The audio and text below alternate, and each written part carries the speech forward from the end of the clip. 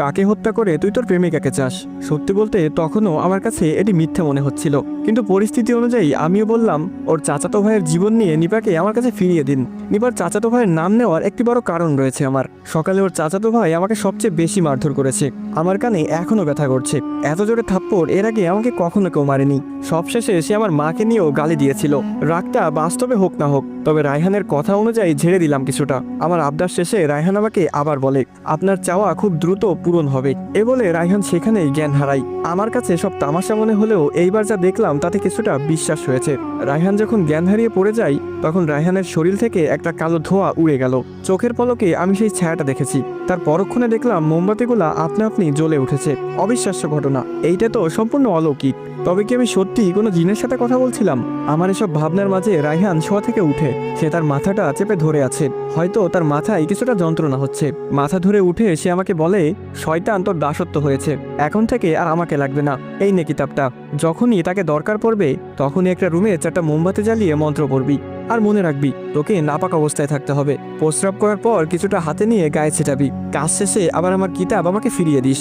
এতটুকু বলে রায়হান বসা থেকে উঠে সামনে থাকা মোমবাতিগুলা এক এক করে বক্সে ঢুকাই। আমার হাতে সুতোটা সে নেয়নি। ওটা নাকি শয়তানকে ডাকার শক্তি। শয়তান যাত্রার ডাকে সাড়া দেয় না। এসব বিভিন্ন কথা বলতে বলতে রায়হান কুফুরি করার সব জিনিস বক্সে ঢুকাই। বক্স খাটের নিচে রেখে বলে, যা বাসায় চলে যা, আর দাওয়াত দিতে যদি ভুলে যাস তাহলে তোর খবর আছে। রায়হানের কথা শুনে যেন আমার ভিতরে একটা খুশির ঢেউ জেগে উঠল। সত্যি তাহলে নিপা আমার জীবনে ফিরে আসবে? আমি আবার তাকে পাবো, আমার প্রেমিকা হিসেবে না, এইবার হয়তো বউ হিসেবে পাবো। এই পাওয়া চাওয়ার বিষয়বস্তু অনেক মর্মান্তিক।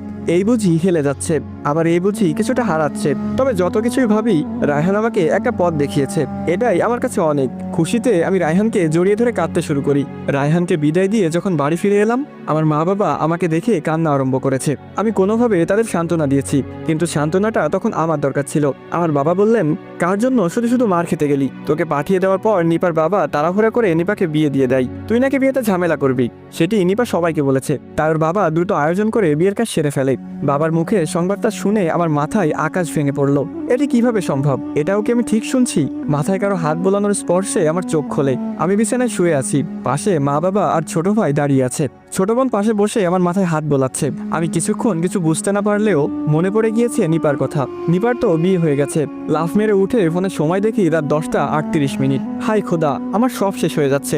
দিক বেদিক হয়ে আমার বিছানা থেকে দৌড়ে নেমে যাই। ছোট ভাই সাদিককে বললাম বাইক বের করার জন্য, যদিও আমার কোনো বাইক নেই। ছোট ভাইয়ের বাইক নিয়ে বের হয়েছি নিপার শ্বশুর বাড়ি।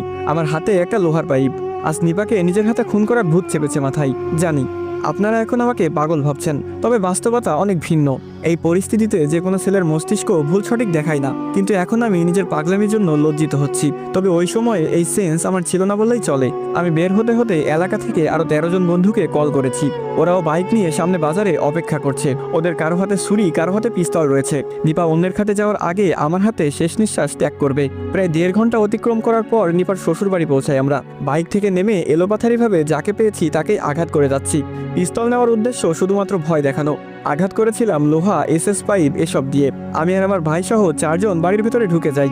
বাসরঘর সাজানো রুমের সামনে ফুল ভরা। দৌড়ে গিয়ে দরজায় লাথি মেরে দরজা ভেঙে ফেলেছিলাম। হয়তো রাগ মাথায় না থাকলে সারাদিন লাথি মেরেও দরজা ভাঙতে পারতাম না।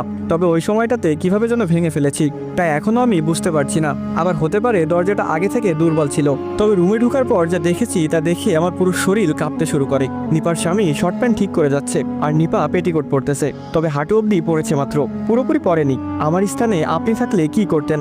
তার মানে এতক্ষণে নিপা তার সতীত্ব শেষ করে দিয়েছে। গত 8 বছরে যে মেয়েটার প্রাইভেট প্লেস আমি দেখার চেষ্টাও করিনি, একেবারে বিয়ের জন্য যত্ন করে রেখে দিয়েছিলাম, সেই মেয়েটা আজ অন্য পুরুষের সাথে এইভাবে। না সুমন ভাই, আমি এই অনুভূতি প্রকাশ করতে পারবো না। তবে যা পারবো বলছি। নিপাকে এই অবস্থায় পেয়ে আমার শ্বাসকষ্ট বেড়ে যায়। বুকের ঠিক বাঁ পাশে চিনচিন ব্যথা অনুভব করছিলাম। এতদিন মুভি বা গানে শুনতাম, কবিদের কবিতাতেও শুনতাম। নারীর কষ্টে বুকের বাঁ পাশের ব্যথাটা সত্যি সহ্য করার মতো নয়। আমার হাতের লোহার পাইপটা দিয়ে মনে হচ্ছিল নিজের বুকে নিজে ছিদ্র করে ফেলি। চোখটা ভিজে এসেছে আমার। হাত পা কাঁপতে থাকায় দাঁড়িয়ে থাকার শক্তি পাইনি। আমি সেখানেই বসে পড়েছিলাম।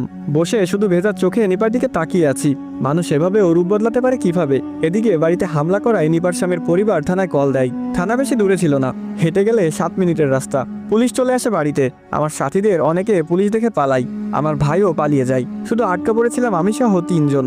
যখন পুলিশ আমাকে নিয়ে যাচ্ছিল তখনও আমি নিপার দিকে এক দৃষ্টিটা তাকিয়ে আছি। আপনি বিশ্বাস করবেন না সুমন ভাই, ওই সময়ে আমার সত্যি বুকের ভেতরটা চিনচিন করে যাচ্ছিল। আমার ভিতরে কেউ চিৎকার দিয়ে কান্না করছে, তবে উপরে আমি একদম শান্ত বসেছিলাম, তাই দাঁড়াতে পারিনি। পুলিশ আমাকে টেনে টেনে নিয়ে যাচ্ছিল, এতে আমার একটা স্যান্ডেল ওদের বাড়িতেই থেকে যায়। 5 দিন পর আমি ছাড়া পেয়েছি জেল থেকে। কিভাবে মা বাবা বের করেছে তা আমি জানি না, কোনো উকিল ধরেছে হয়তো, কিছু টাকা জরিমানাও দিয়েছে, কিন্তু আমার কোনো হুদিস ছিল না। জেলে এই 5 দিন আমি পানি ছাড়া কিছুই খাইনি। কিভাবে খাবো বলেন? আমি এই সময়টা পার করে এসেছি, আমি জানি এটি কতটা ভয়ঙ্কর। আমি এইটাও জানি এই সময়ে আপনি নিজেকে চিনবেন না, আপনার ধ্যান থাকবে ওই মেয়েটাকে ঘিরে। আমারও কিভাবে 5 দিন কেটেছে আমি জানি না, আমি শুধু তাকে ভেবেছিলাম, পুরোনো দিনের কথাগুলো স্মরণ করেছিলাম। এই ভাবনা আর স্মরণে আমার সময়ের মরণ হয়ে গেছে। টের পাইনি কখন 5 দিন চলে গেছে। বাসায় যখন গাড়িতে নিয়ে যাচ্ছিল আমাকে, আমি কারোর সাথে 2টা কথাও বলিনি। কি বলবো, আমার কথা বলাও এখন যুদ্ধের সমান। বাসায় এসে নিজের রুমে গিয়েছিলাম, এরপর দরজা বন্ধ করে ইচ্ছে মতো চিৎকার দিয়েছি। আমার এক একটা চিৎকারে নিপার সাথে কাটানো 8 বছর দেখতে পাচ্ছিলাম। মনের সব কষ্ট আজ উড়াতে যাচ্ছি। জানি লোকে আমাকে পাগল ভাবছে, কিন্তু আমি এটাও জানি এই চিৎকার তারাও দিত যদি তাদের সাথে আমার মতো কিছু ঘটতো।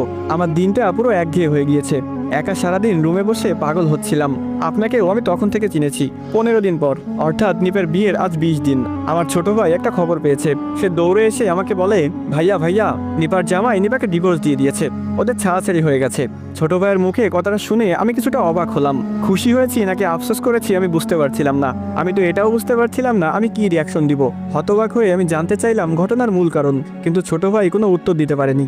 সে শুধু ছাড়াছাড়ির খবরটাই পেয়েছে। আমি রুম থেকে উঠে বের হতে যাচ্ছিলাম, তখন আমার বাবা বলে, যে মেয়েটার জন্য আজ তোর এই হাল হয়েছে, সেই মেয়েটার জন্য তুই এখনো ছুটে যাচ্ছিস। আমার সম্মানের কথা একটা বারও ভাবলি না। আমার কোনো মূল্য নেই তোর কাছে। মানুষ আমাকে বাজারে ছি ছি করে যাচ্ছে, আমাদের কথা বাদ দে, অন্তত তোর লজ্জাবোধ হওয়া উচিত। এত অবিচার অপমান করার পরেও তুই ছোট লোকই কেন করছিস বাবা? সেদিন আব্বুর কথায় আমার পা আটকে যায়। আর যাইনি আমি, কার জন্যও বা যাবো? যে আমাকে রেখে অন্য একটা পুরুষের বিছানায় গেছে তার জন্য? তবে ছাড়াছাড়ির কারণটা আমার জানতে ইচ্ছা হয়েছিল, বাবার কথায় সেটাও আর জানতে চাইছিলাম না। সোজা নিজের রুমে এসে পড়েছিলাম। যদি ঘটনা এভাবে শেষ হয়ে যেত তবে হয়তো ঠিক ছিল, কিন্তু ঘটনা যেন কেবল শুরু হয়েছে।